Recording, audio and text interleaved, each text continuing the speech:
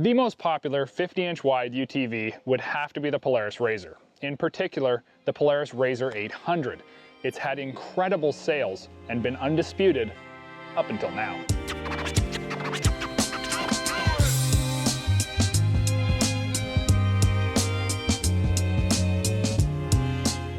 Arctic Cat has blazed a trail of performance with the Wildcat 1000 and Wildcat X, but the sheer width of the big kitty made it hard to ride on many trails, and the price tag kept entry-level riders at bay, meaning the only other option was a Prowler, a very solid utility vehicle, but not in the league of the 50-inch RZR. One of the most on-point comments I've ever heard from any manufacturer was when Arctic Cat's Mark Esla said that they didn't just need to compete with the Polaris RZR, they needed to beat it in every way. Now that's focus. And from that laser-guided focus came the 50-inch wide Wildcat Trail. We gave you a sneak peek at it last year.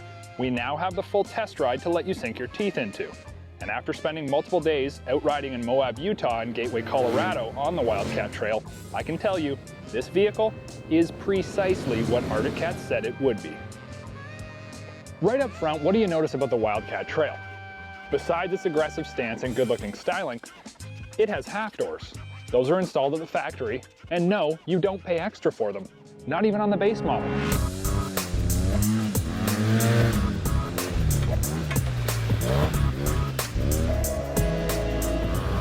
Also included on the base model, Fox nitrogen-charged aluminum rebuildable shocks with threaded preload.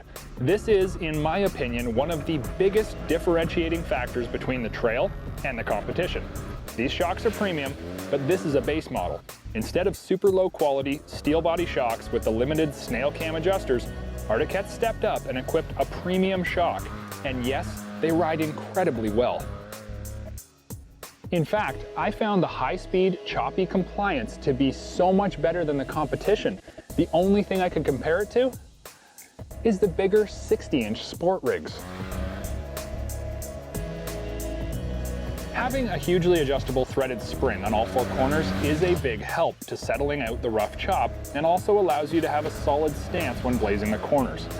Add front and rear sway bars and the ability to go fast is increased, keeping the Wildcat planted and confident even when the rear end breaks loose and you start steering with the gas pedal. And steer this vehicle with the gas pedal, you can. Arctic Cat didn't want to rate the Wildcat Trail by cc's, and I totally agree, because the power produced from this motor will completely surprise you. Polaris's 800 claims in the neighborhood of 55 horsepower, and when I saw Arctic's spec at 700cc, I figured they'd made a big mistake. But the truth is, this 700 puts out over 60 horsepower. Arctic doesn't give a final number, but Seat of the Pants says this thing's got all of the mid-60s.